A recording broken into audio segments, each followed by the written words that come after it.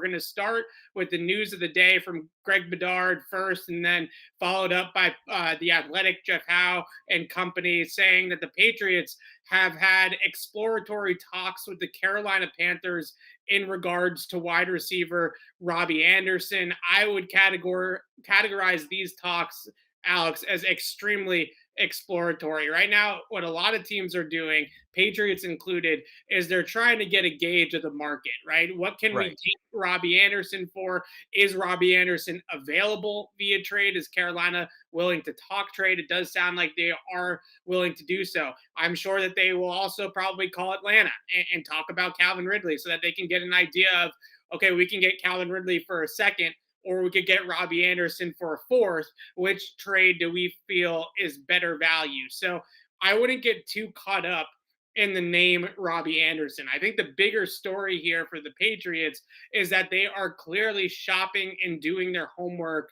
on available wide receiver talent. And we could also talk about the domino effect that this could potentially have on somebody like Nelson Agholor, who I think it would be the odd man out if this situation were to occur. But first, let's start with Anderson and start with the fact that the Patriots are at least interested for the second time now, because I did initially call him in 2020 when he was an unrestricted free agent going from the Jets to the Panthers. The Patriots had some interest, at least, never got real serious, but they had some interest in Robby Anderson at the time then as well. So they clearly view him as a player that could help them out in some way, shape, or form.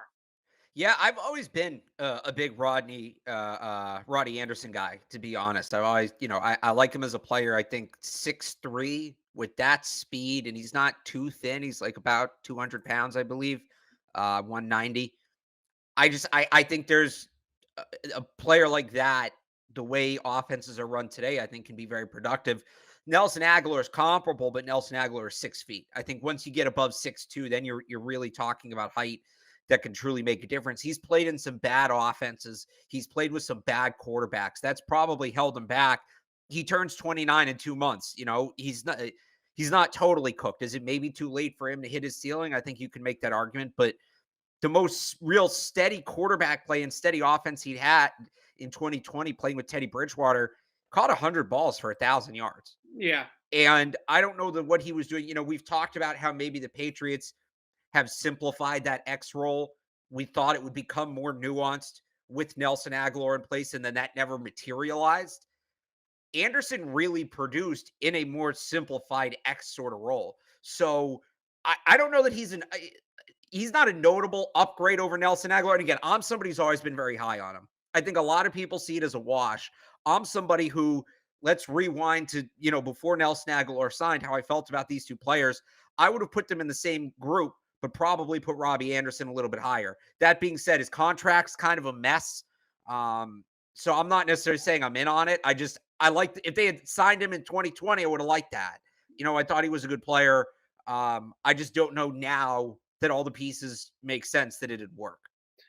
To me, it's a lateral move.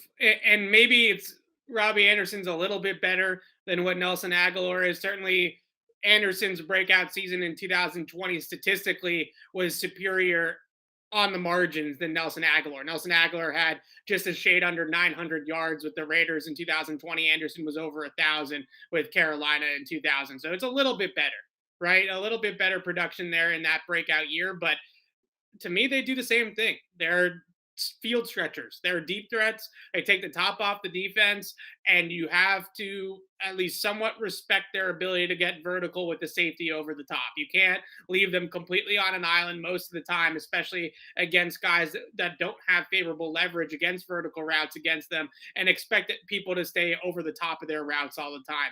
Maybe Robby Anderson's a little bit better, but I find this hard to believe that the Patriots are truly interested in this move, because you mentioned the contract.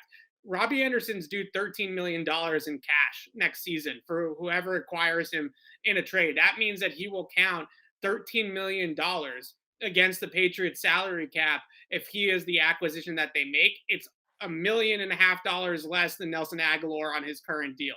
Is that real? Is that much of a difference, right? A million Right. bucks here, $1 million there. We're not talking about a massive difference in contract. Then you also get into the fact that he is under contract for 2023 as well. There's an out. He doesn't have any guaranteed money in his deal for 2023, but you still have to figure out what you're going to do with him beyond that point if it doesn't end up working out. But I think the bigger story out of all of this is, again, not necessarily the name Robby Anderson, because I'm sure that we could throw out a bunch of different names that the Patriots have called on over the last week or so as they set the table for their offseason. I'm sure they've kicked the Right. tires on several of these types of players. The bigger story to me is that the Patriots, and we've talked about this on the pod, are at least entertaining the idea that Nelson Agholor needs to be moved. And he's not the guy that they want to hold that 13, $14 million cap hit as their ex receiver. So now what they'll do is they'll stack it up, right? They'll figure out what Calvin Ridley's worth. They'll figure out what Robby Anderson's worth. They'll complete their evaluations on the draft class, and they'll come to a conclusion about who's the best value, best signing out of all Right. those types of players. Throw Amari Cooper in there as well. All those guys will get stacked together, and they'll figure out what the best course forward is. But Nelson Agholor in particular, it sounds like they want to move on if they can. And I don't blame them for it. They can actually save money just Yeah, by releasing him. They they don't open even, up, but I think they save more significant money if they trade him. absolutely. We Yeah, talked about this with Miguel, and the real interesting one to me, I actually think Agholor will have some value, not tremendous, but I look at a team like the Raiders where right. they need a guy in that role. Agholor's been there. He's had success. His best season of his career with Carr, right? Josh McDaniels is familiar. Can you maybe work out a pick swap? Right. Where you go like a fourth for Agholor and a sixth, something like that. And Pat's open 10 million. If they do that, and then, maybe that money goes right back into Robby Anderson. Let me ask you two questions on Anderson, though, because I'm Yes. curious what you think about this. Since it is underwear Olympic season with the combine, you talk about them being a wash. Yeah. Robby Anderson is 3 inches taller than Nelson Agholor. Yes. Do you view that significantly?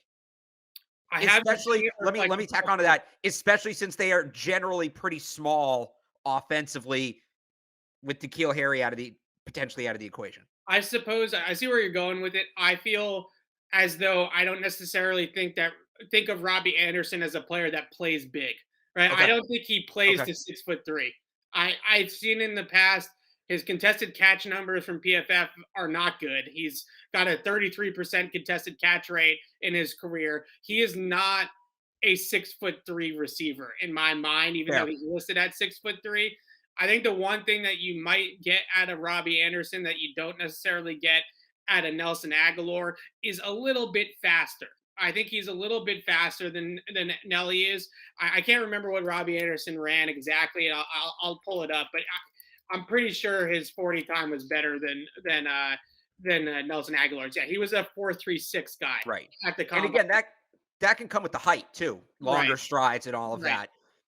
My other thing on Anderson, maybe this is wishful thinking. I don't know. yeah, My other thing on Anderson, Carolina's an absolute mess right now, yeah, especially on the offensive side of the ball.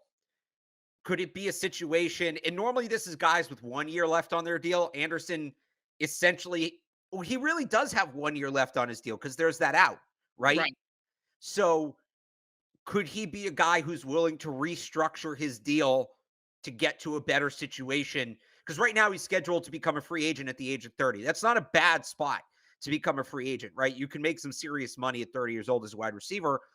Does he look at it and say, man, if I stay here and then get cut on that out, I'm going to hit the market with no production. He essentially becomes Allen Robinson, right? Whereas, not that the Patriots are a world beater offense right now. They're not the Chiefs, they're not the Bills, but pick an offense, right? Patriots or yeah. Panthers. Which would you rather be a receiver in? I'd much rather be with Mac Jones in that system, all of it, than in Carolina.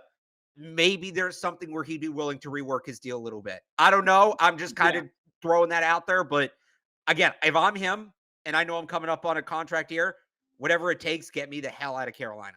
No, I agree with you. And I actually think that if you're trying to stack up which season is the bigger outlier, the 2020 Nelson Right. Agholor year with the Raiders or the 2020 Robby Anderson year with the Carolina Panthers, I would say the bigger outlier is probably Agholor's season with Yeah. Vegas, because Robby Anderson Yeah, Nelson Agholor changed systems. He went to but he had a respectable starting quarterback in Mac Jones. Robbie Anderson was Sam Darnold for a little bit. Then he was Cam Newton receiver Right. for a little bit. I mean, that production really speaks more to, I would say, the quarterbacks throwing him the football and the absolute mess of an offense that the Panthers were, especially passing offense last season. So I'm not saying that Robbie Anderson's going to reel off 5, 6 straight 1,000-yard seasons and have all of a sudden have a multi-time Pro Bowl type career. But I do think that he is closer to the player that you saw in 2020 than maybe Nelson Agholor is. Now, I still think it's a marginal move. Like I still don't think that that can be your only move at that spot. If they want to trade for Robbie Anderson, because instead of giving up they're 21 for Calvin Ridley, they can get Robbie Anderson for a fourth, and then they draft somebody else in the middle rounds too. Then I think I can talk myself into both of those additions helping the offense out as a whole. And maybe one of those guys turns into your 1,000-yard receiver. But if that's the only move they're going to make at wide receiver is Nelson Agholor out, Robbie Anderson in, I think you're improving on the margins at that point, and you're really not looking at a significant upgrade. Yeah. I it's an I wish he was like a free agent or something. I wish they were going to cut him because then to me it would be a Right. no-brainer. But it's never that simple. Thanks for watching our content of the 6-time Super Bowl champion New England Patriots. Please subscribe to my podcast, Patriots Beat, on our YouTube channel, Patriots Press Pass, or wherever you get your podcasts for a lot more exclusive content right here on the CLNS Media Network.